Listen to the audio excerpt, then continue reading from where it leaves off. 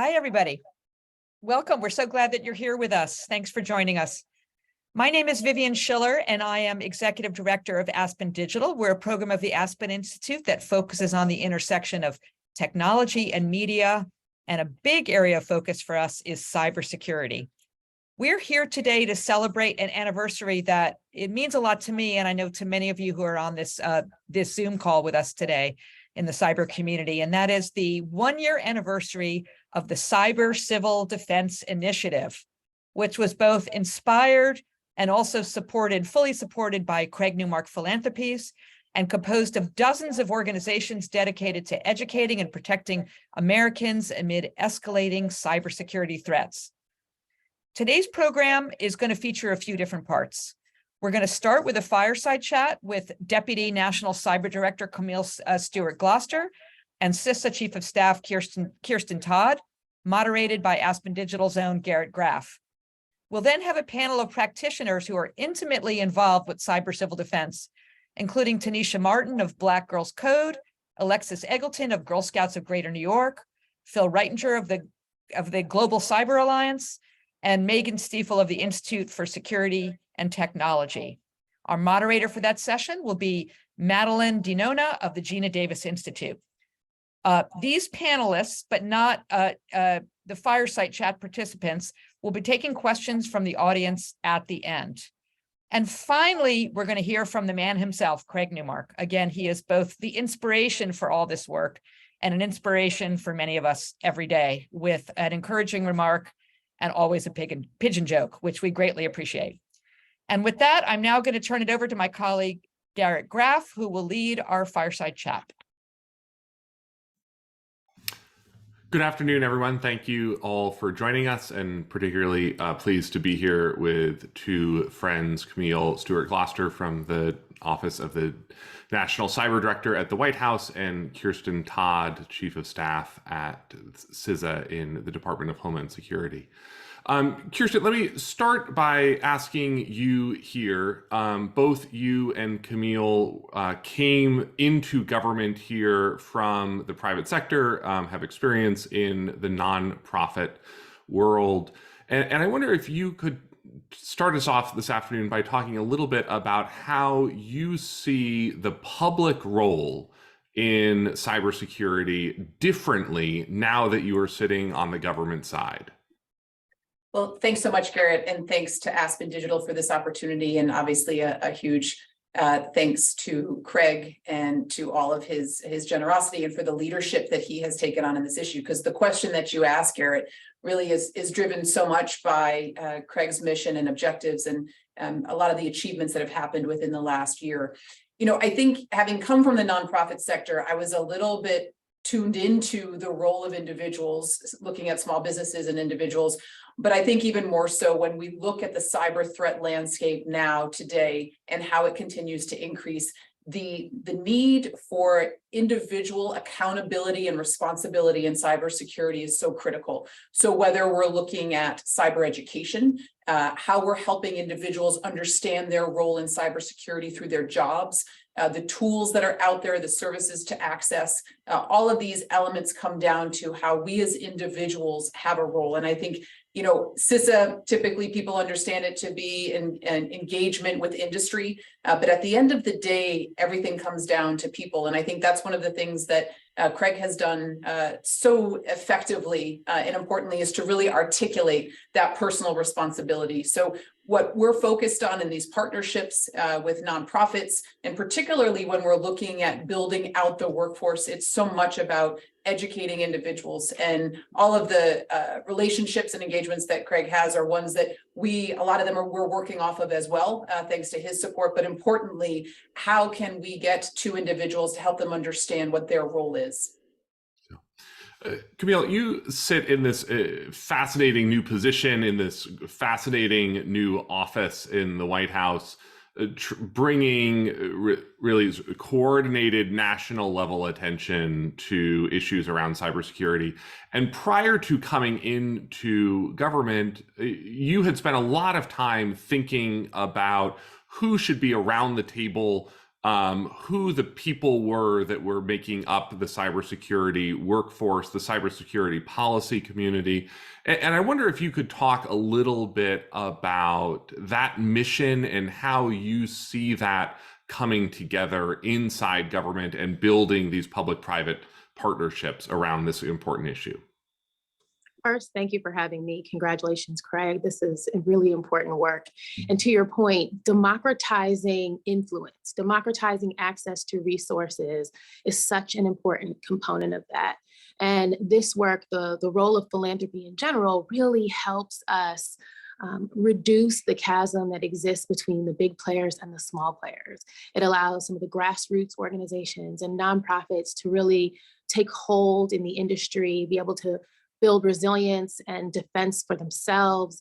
And those things are extremely important to our broader ecosystem, but also really important as we seek to make sure that around the table, both in my seat in ONCD and in prior hats, to make sure that all of the voices are represented in the conversations that we're having. A fulsome discussion about our threat landscape, and even more importantly, our opportunity landscape, means that we have brought together nonprofits, private sector, the small innovators, the small organizations whose innovative ideas and creativity are the things that will catapult us into the next evolution of the internet and our digital ecosystem.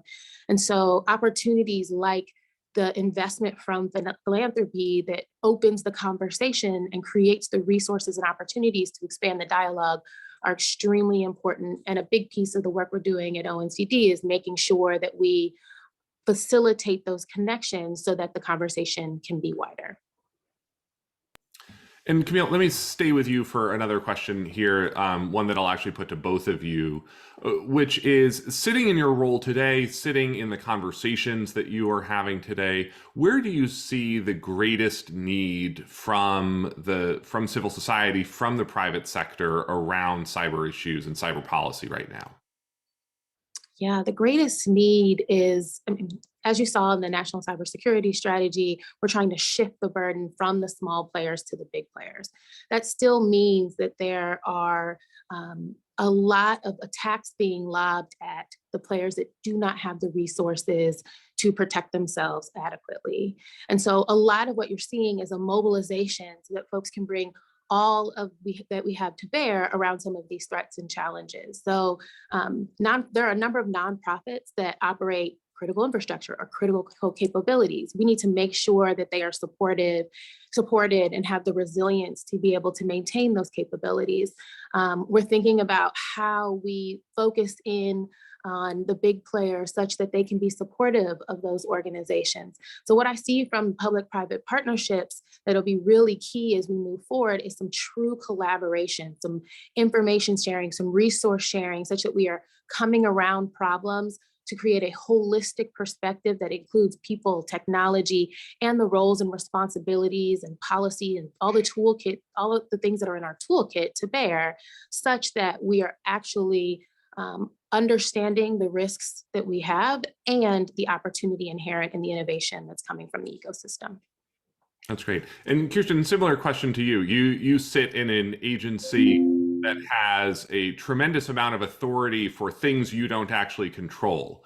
And so I wonder if you could talk a little bit about how you see the current need for civil society, for the private sector, from your role at CISA, overseeing critical infrastructure challenges across the country.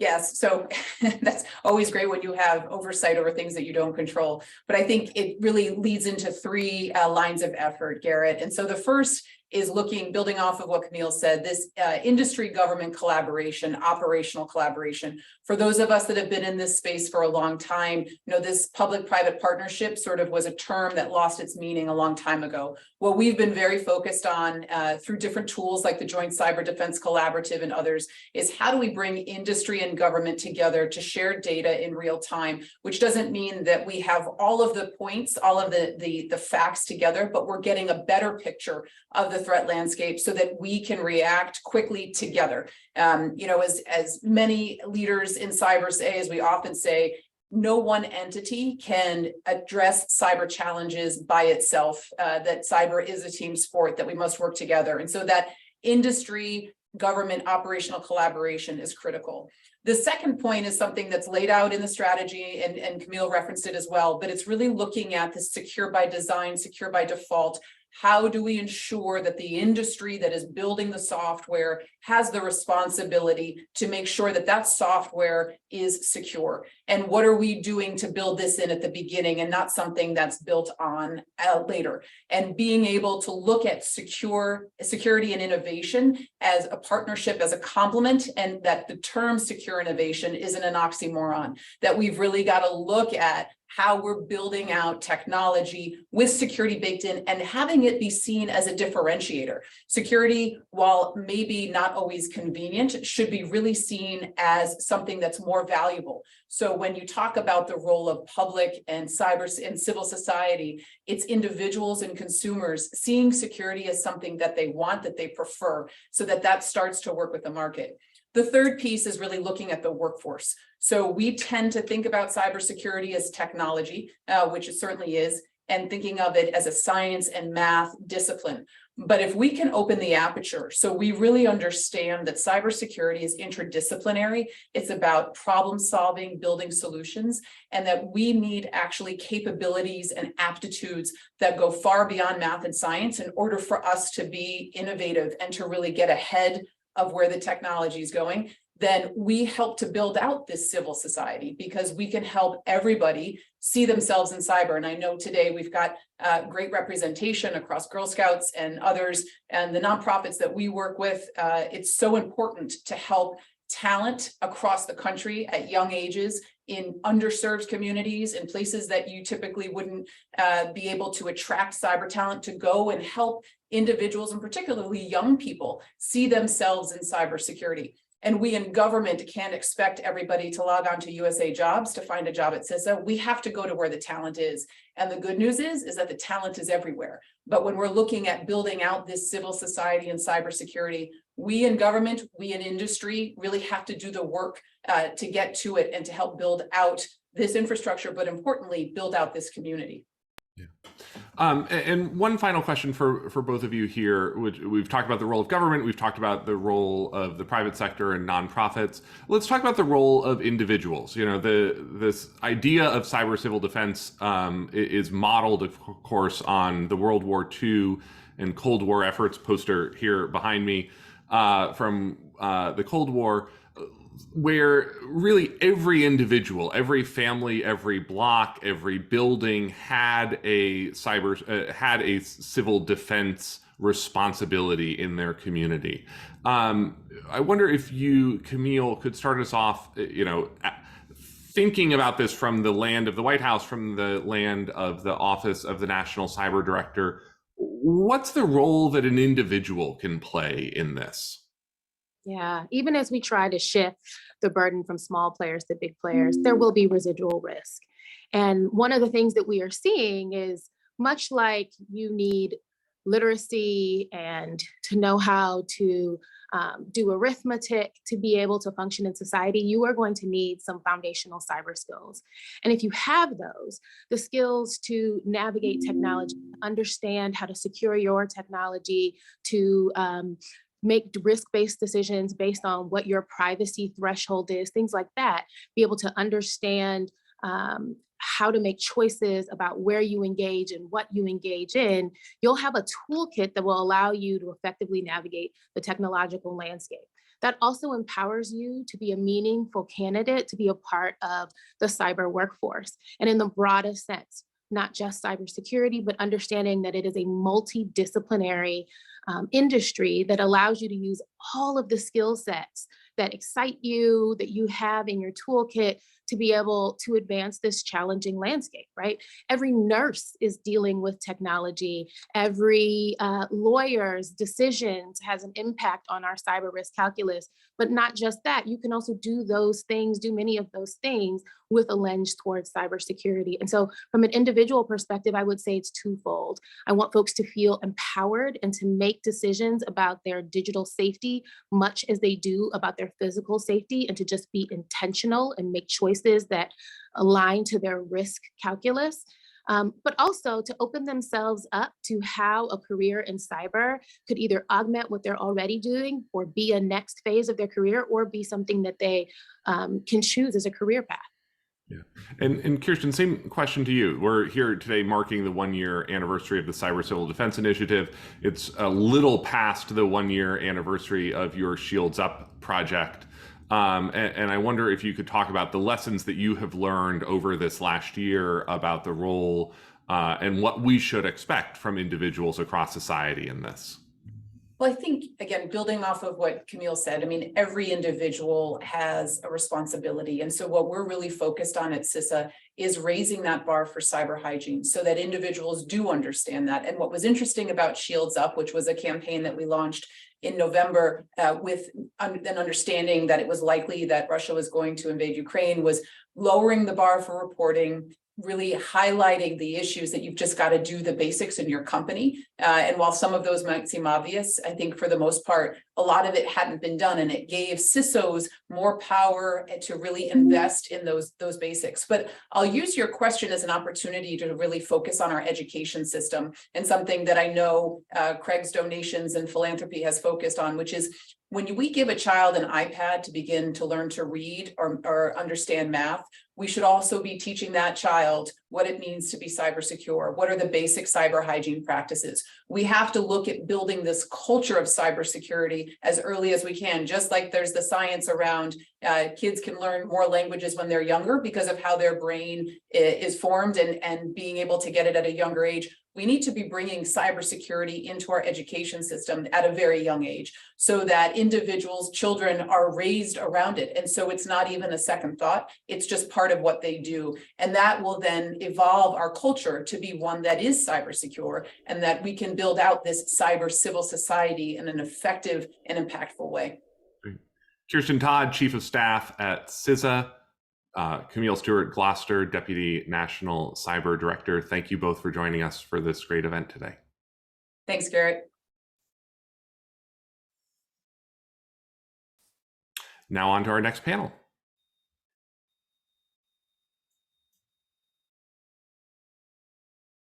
Greetings, everyone. I'm so happy to be here. I'm Madeline DiNono, President and CEO of the Gina Davis Institute on Gender and Media. And we have the honor and privilege of being supported by Craig Newmark Philanthropies. And this subject matter is particularly near and dear to our hearts. So I'm going to welcome my esteemed group of colleagues. No particular order. Tanisha Martin, founder and executive director of Black Girls Hack. Hi, nice to see you again, Tanisha. Thank you. Alexis Eagleton of Girl Scouts of Greater New York. Great to see you. Phil Reitinger, President and CEO of the Global Cyber Alliance. Hi, Phil. And Megan Stifel, Chief Strategy Officer, Institute for Security and Technology. And, you know, in our previous discussion, we were talking about partnership between civil society and government and making sure that from a civil society standpoint, the public is aware of the issues and also can engage in terms of the pipeline and the workforce.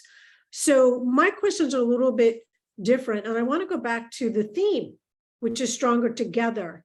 And issues that are near and dear to the heart of the Institute is particularly when it comes to diversity, equity, and inclusion, and with, you know, children. So I want to start first with Alexis and also Tanisha, because, you know, you are targeting girls. And so from that perspective, can you talk a little bit about your work within the cyber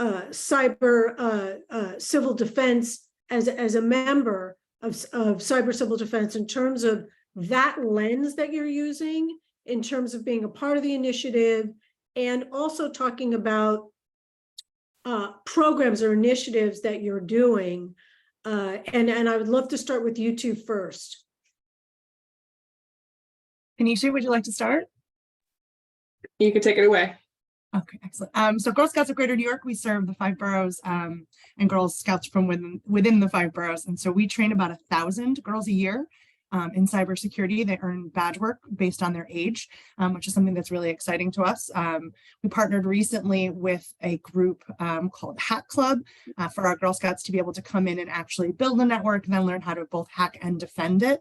I think Kirsten made a really interesting point earlier, which is this idea of we need to teach young people while they're young. If these things become rote and habit, then it becomes part of their daily life. And I think the other interesting piece was to think about access and inclusion. These Girl Scouts may be growing up in communities or growing up in homes where civil defense is not discussed. It isn't even thought of. And so to be able to go to their Girl Scout troop or go to their specialized program within our offices or any of the virtual programs we offer, we're allowing them to see something that they may not have known even existed. And that's really important because that's how we're going to get the message out. That's how we're going to continue to find, and in our particular case, find girls who are interested in this as a profession, not just as a hobby. Thank you. And I think for us at Black Girls Hack, we are open to all regardless of race and gender. And we are approaching it much in the same way in terms of trying to make sure that people are aware of careers in cybersecurity as far as the workforce is concerned. And then also trying to get to, children, especially underrepresented groups within cybersecurity, such as minority children, to let them know about careers in cybersecurity sooner rather than later. A lot of the folks that we support at Black Girls Hack are, adults who are looking to career change, looking to reskill, upskill. But I think that it's also important, much like the Girl Scouts, that we approach those who are younger, who have not yet figured out, quote unquote, what they want to be when they grow up. And I think that, things like being able to see women in the space, especially within careers such as hacking, is important because once you see that it exists, then you can aspire to be that. And I think that's very important when we're moving forward and talking about, how to best defend our future. So I have a follow-up question for both of you, building on that. Can you share with our audience a particular case history or impact from one of your initiatives? I think one of the things that's really interesting in the work that we do with Craig Newmark's support is really not only focus on the Girl Scouts, but also to focus on the troop leaders.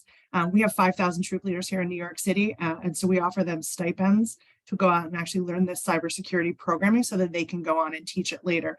And I think that has led us to not only have thousands of Girl Scouts trained in civil defense who hadn't thought about it before, but also adults, and it kind of gives a new appreciation for the work and the importance of the work. So I think that's been a really, wasn't something that we naturally led with in the first year of the program, but it's something that's certainly taken off in subsequent years.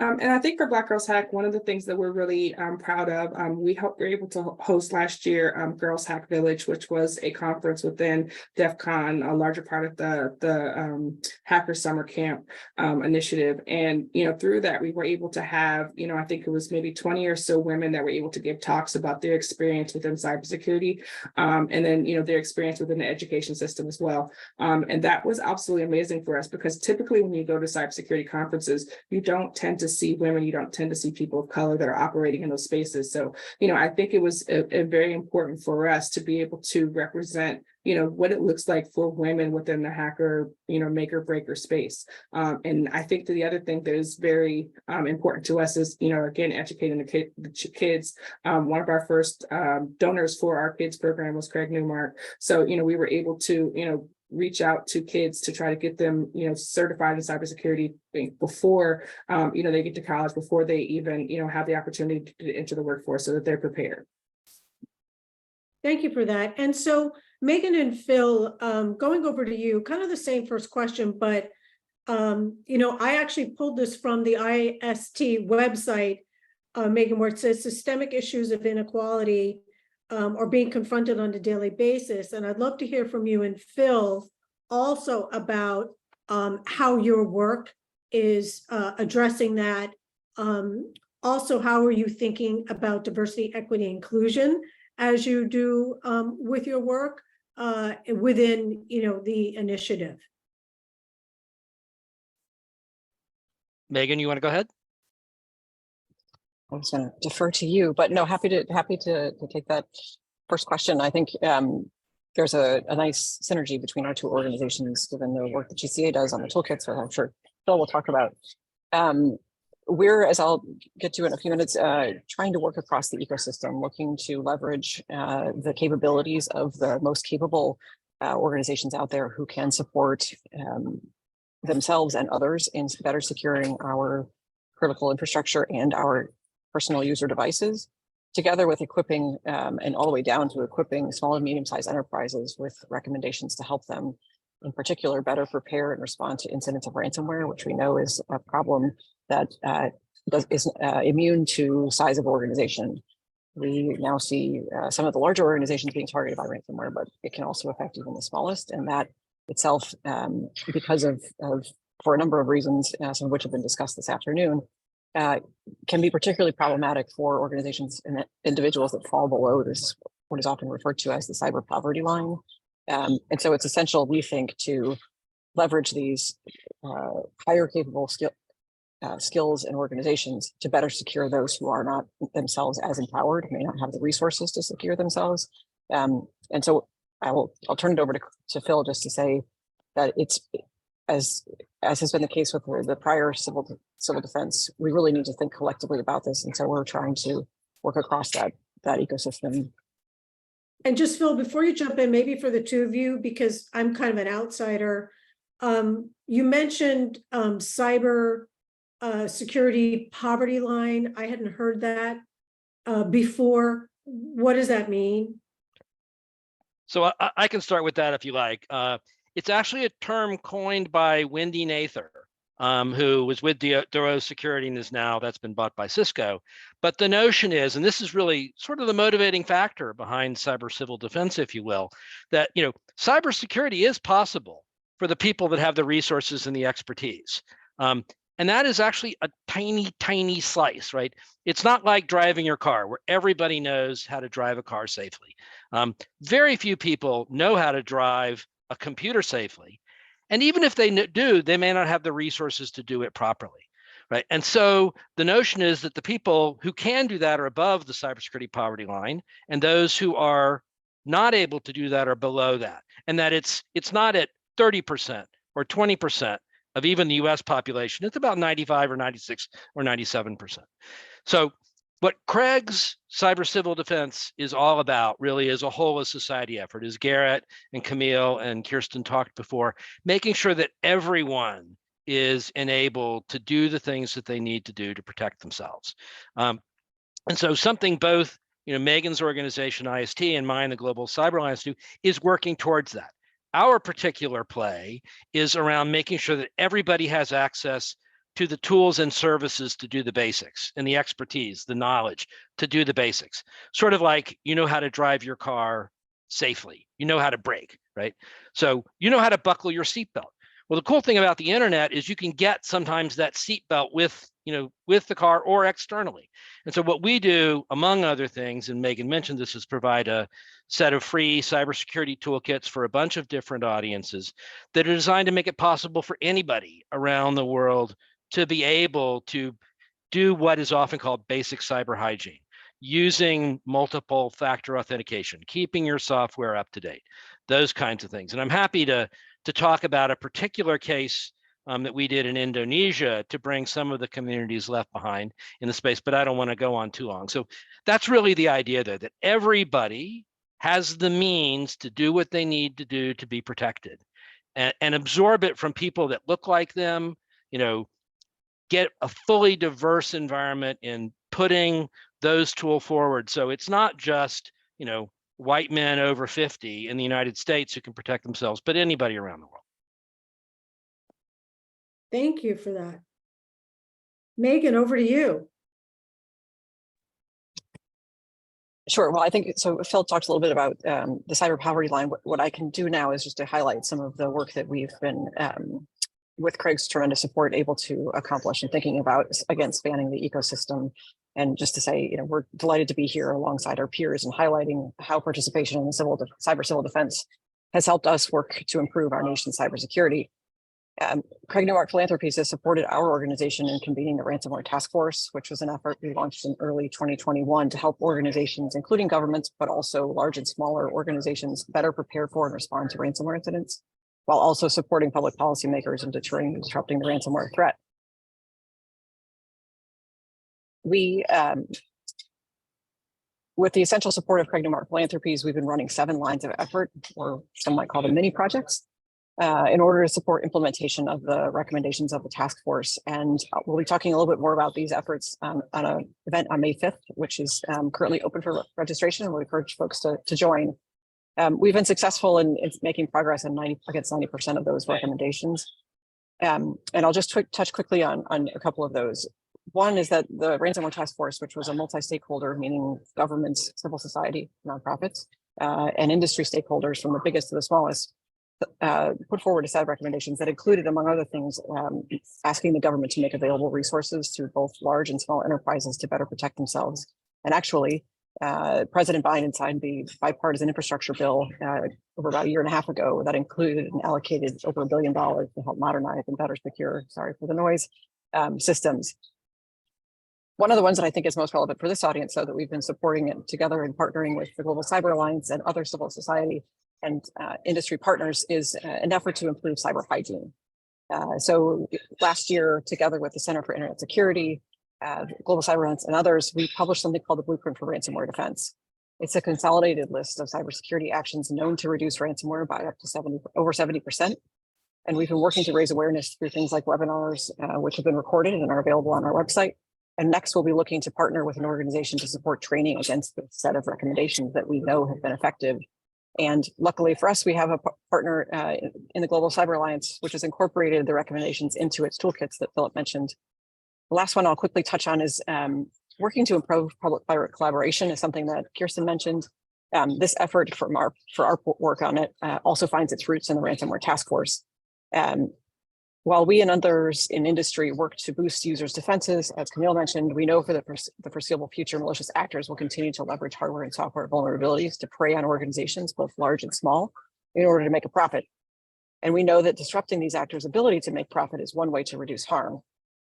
So over the past year, again, with the support of Craig Newmark Philanthropies, we've been engaging relevant parts of our government and like-minded stakeholders to share with them the expertise resident within the private sector and highlight how closer collaboration, operational collaboration between public and private partners can limit these bad actors' ability to keep harming us.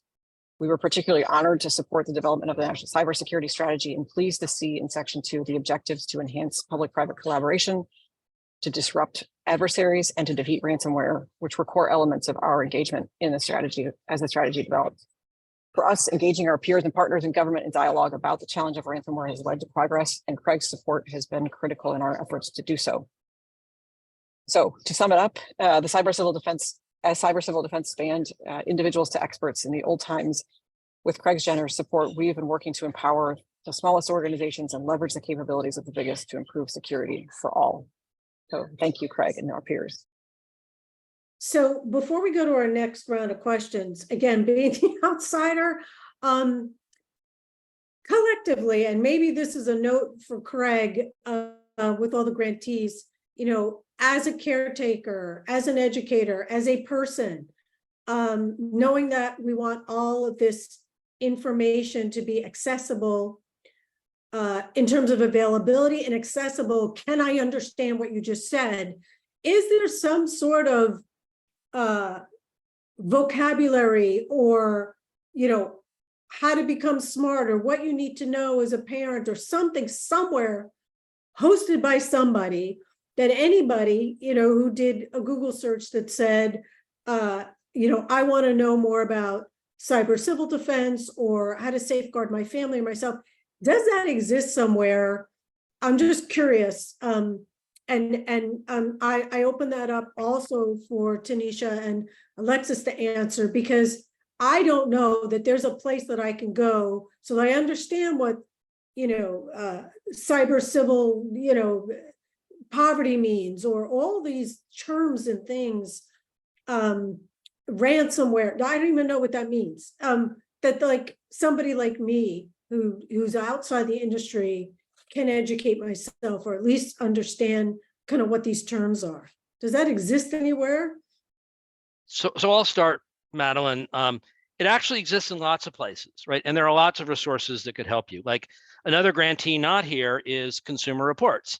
And Consumer Reports, if you go to their site, you'll see a thing called Security Planner that will help you through doing some basic hygiene. For our stuff, the Global Cyber Alliance, if you just write this down, go to gcatoolkit.org, and you'll see 5 free cybersecurity toolkits. One's for small businesses, one is for individuals, and it's designed to lead you step by step with the training embedded there to do the things that you need to do the basics. Like, how do you enable two-factor authentication? What's a tool that lets you do that? So that's a resource that's available. And of the 5 toolkits I mentioned, Craig specifically funded the development of 3 of them. So that's the kind of work typically that goes into cyber civil defense. I will tell you, for you, you probably want the individual's toolkit. Craig helped sponsor that. If you have any problems, just send me an email and we'll improve the toolkit so it's better for people like you. But CISA has resources as well. The key point I'd like to make here is all of the people doing this have got to have one goal in mind, which is we've got to treat people, we got to meet people where they are and expect you to basically be able to devote the level of resources to cybersecurity that you do to driving your car safely. Right. So that's how we try to approach it. That's how organizations I know like IST approach it when they're working with end users. That's how Kirsten Todd's organization, the Cyber Resource Readiness Institute, before she went into DHS, approaches it. How do we meet people where they are? And I think that's what Black Girls Hack do, and what the Girl Scouts of New York do too. It's all trying to get people, because there's too much mythology built around cybersecurity. The basics really are the basics. Megan, Tanisha, Alexis, same thought to you in terms of, and if people can post these things either in the chat or in the Q&A where anybody listening can just quickly copy those links, that would be great. But anything you want to add to that?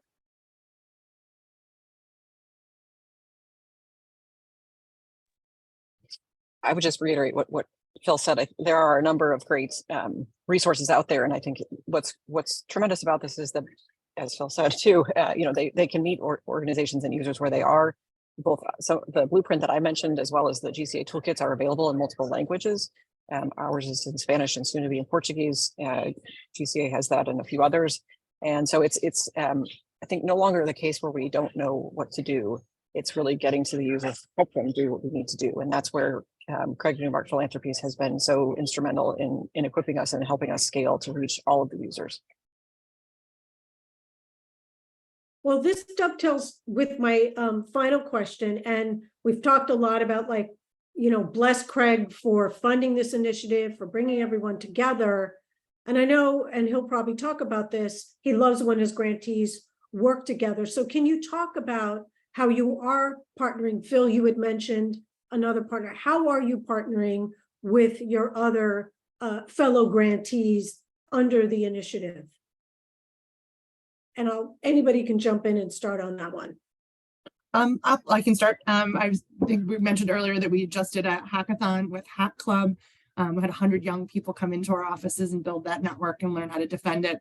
We're also partnering with Wikimedia, and our Girl Scouts are learning all about what it takes to build and maintain Wikipedia pages. We're going to have a big event where they're all going to come together, and at Craig's wonderful suggestion, which we hadn't thought of, but it was great, was this idea of not only focusing on people that they admire, but focusing on prominent former Girl Scout alums, and making sure that we're sharing that information about all the things that they've achieved in their careers that may not have been expected, and that's coming up in June.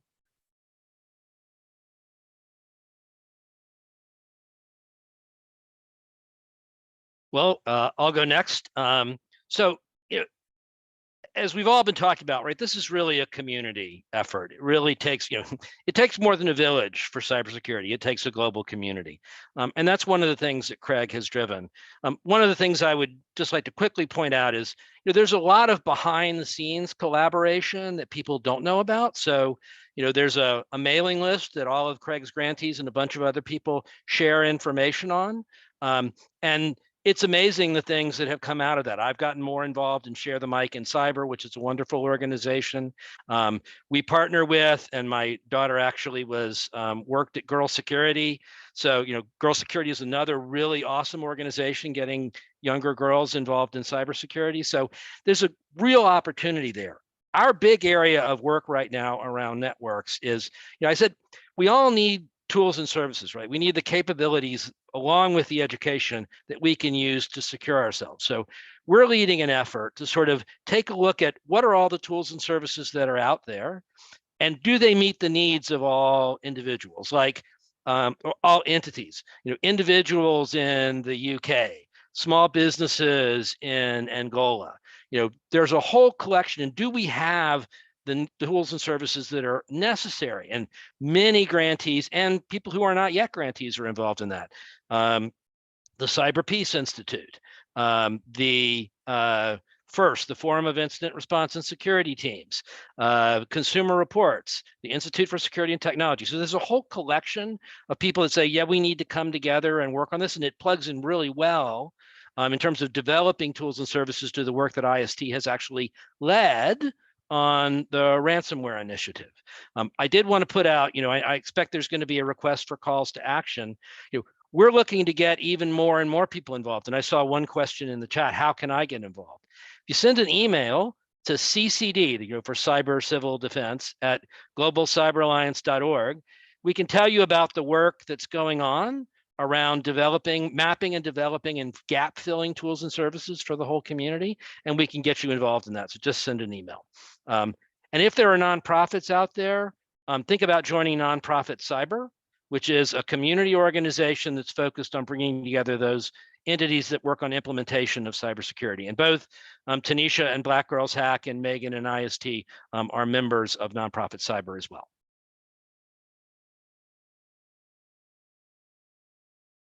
Any comments, Tanisha, Alexis? Well, I think we have time for some questions, so I'm going to open it up, and I think one of our colleagues may pop on with some questions.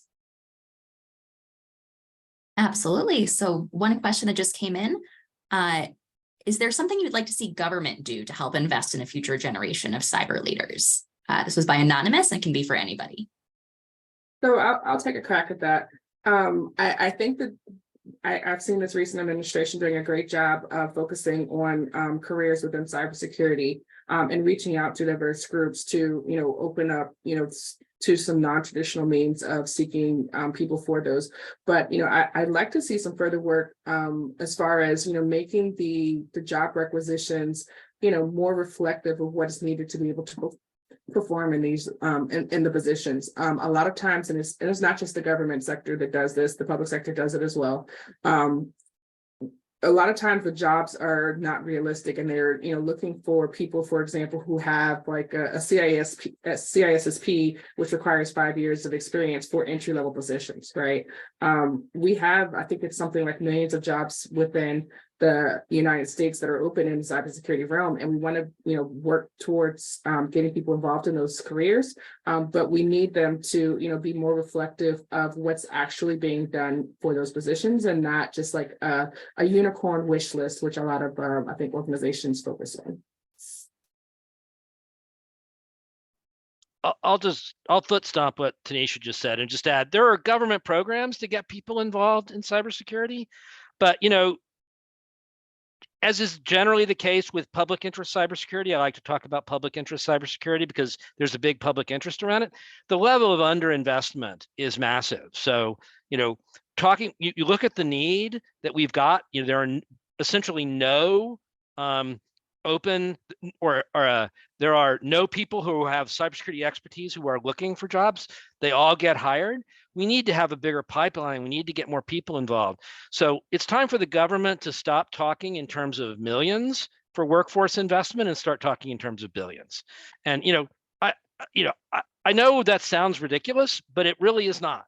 The FBI has said for years that right up there with terrorism, cybersecurity is our biggest issue. Then we ought to invest in that. And Congress ought to invest in that, and other governments ought to invest in that. It's not until we get people who really look like the country and look like the world involved in cybersecurity that we're really going to start to solve the problems.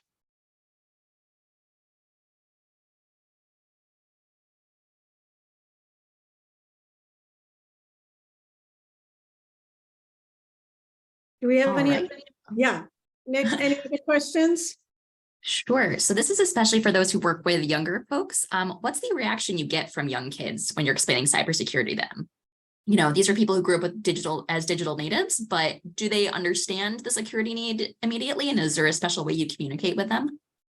I don't think so. I think that kids, as young as toddlers and babies are being handed devices, whether that be like a tablet to watch TV or, YouTube or a phone. And as they grow up with those devices, something that we didn't have, my generation didn't have the ability to do, they're not taught like the security considerations that they need to consider, right? So when they're talking to people, for example, on these video games, if they have chat features, they, don't necessarily know not to, for example, share their information. We're teaching them their phone numbers, we're teaching them their names, and, they may share that information online thinking that these are their friends, right? When I grew up, we had concepts like stranger danger, right? But a lot of people feel like when they're growing up, and especially when they're playing games, especially if they're with the same people day after day, they're not necessarily taught like how to protect themselves online. And I think that as early as we're handing children these devices and young people these devices, we also need to be having conversations about, what types of information they need to be sharing. And, like even if you think that they're your friend, on the game, how you should protect things like your address and your real name and your birthday and, your family members and things of that nature, right? Just so that we can try to keep kids safe. It's so funny that you said stranger danger, Tanisha, because that's all I could think was like stranger danger does not translate IRL to online. It really just doesn't. And so oftentimes it's a new thing to be concerned about. And in a time period where kids are on their devices all the time, whether it's for remote school or hybrid or whatever it happens to be, in addition to all the things that they do online afterwards, the conversation needs to be had. I think one of the things that Phil had mentioned earlier was, this idea of investing in teaching them these things now. 70% of our Girl Scouts come from low or moderate income communities. They may not have devices if they weren't provided by the school district. And I would argue that the DOE has an obligation to make sure that they know how to use those safely. And an investment certainly from the government in that would be huge in terms of education. I think it's about approaching young people where they are. And that's one of the kind of the recurring themes that we see today. We have badge work that starts at age 5. Obviously, that looks very different than maybe a Girl Scout who's in high school, but starting those conversations at the appropriate age level and continuing them on through every age level has been a way for us to be successful in impressing the importance of this. And then also making sure that, these Girl Scouts understand that this is a career opportunity. These are not Girl Scouts who are coming from families that have this type of background. And so we do a lot of career panels and virtual panels, and Phil's daughter did one for us too, really talking about how to make this a career opportunity for yourself. And that showing that pathway forward is really important too. There's a phrase that some of us like to say, which is that if you can't protect it, don't connect it. And I think we often think of that as in terms of devices, but it's for humans too. One of the ways that we can do that, which a number of folks here have been advocating for, is that we have more secure devices in the marketplace in the first place, but it will be a while. So we really need to work on, and I think we've hopefully shared some tools today that individuals can use to help better protect themselves. I think about it in talking with my young children. I do talk to them a bit about stranger danger, and I think, to answer the question that was posed a little bit earlier about what can the government do, I still see that there's a tremendous gap in age appropriate security training and modeling for kids. We can teach kids to buckle their seatbelts and recycle. We can certainly teach them about stranger danger and things like not sharing passwords. I just noticed that for younger children, it's a code instead of a long password. And thinking about not sharing any numbers really online, whether it's your phone number, your parent, your address, your secure passcode. So that's where I would love to see some progress and know that we can make a difference thanks to Craig's support. And I think that if you're, I was just going to say that is a great hashtag. If you can't protect it, don't connect it, or I'd love to see that as a hashtag. I think that's a great way for everyone to promote, what they're doing. And I'm sorry, Tanisha, I interrupted you. I was just going to say that if you're an educator, cyber.org has a lot of great content for folks that are relatively young, and it's very age appropriate as far as like how to teach concepts within cybersecurity. We've partnered with them for our kids program, but I think that there are a lot of different organizations that like cyber.org, which I think is funded through the government, that are trying to make age appropriate content to help teach people, not just about careers in cybersecurity, but how to stay safe, and what it looks like, some of these larger concepts, from the perspective of someone who's, as young as 5.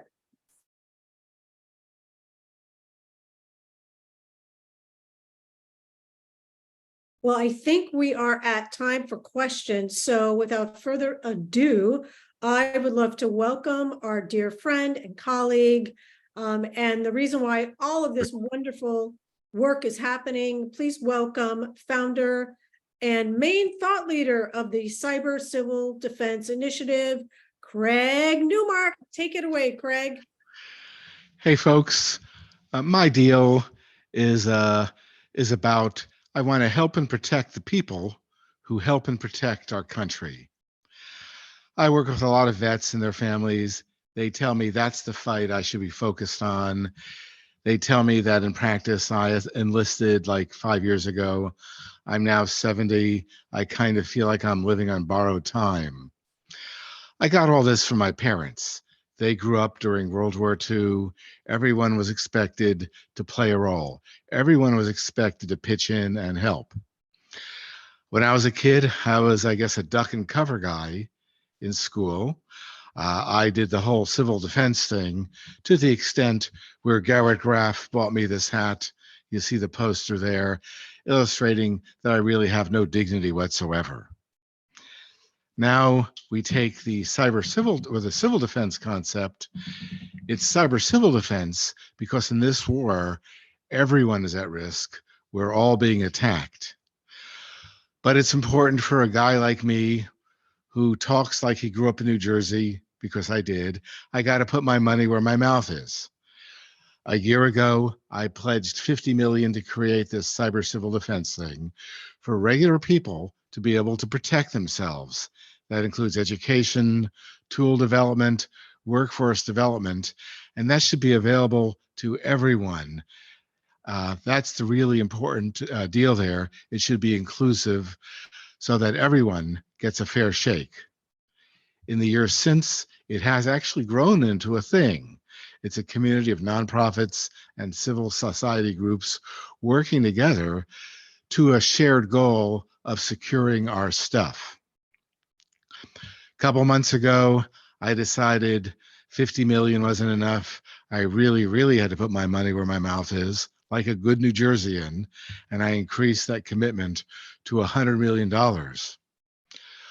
But also, I want to remind people that there's a lot of opportunities in cyber, so I'm trying to help people grow and seriously empower a workforce of people who can do cyber work, both technical and non-technical stuff. We always do need to remember that we want to treat people like we want to be treated, and that means making all this training and opportunity available for everyone. So this is, I guess, unapologetic on my part. This is all about diversity and inclusion. We do need help from the government, people like the Office of the National Cyber Director and the Cybersecurity and Infrastructure Support Agency. We are helping them, we are following their lead, and to do things that are right. Obviously, they help protect the country, but we're also still, again, talking about getting people jobs in cybersecurity, and that's a big part of that.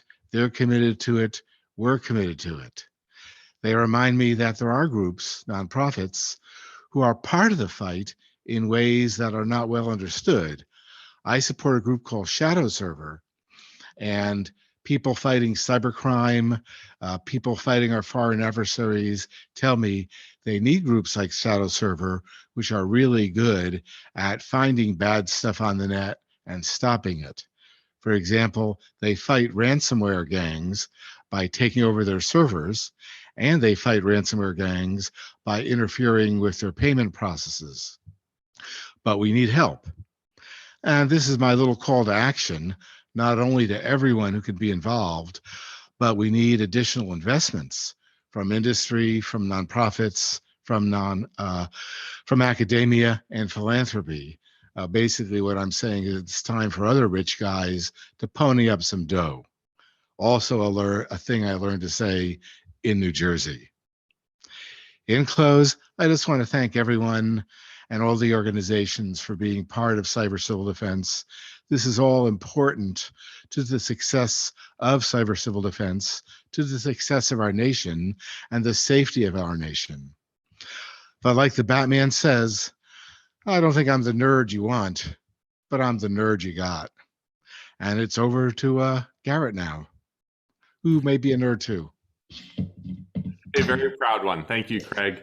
And thank you to all of our participants and our grantees and partners in cyber civil defense here. And thank you all for watching out there on the internet. Have a great day.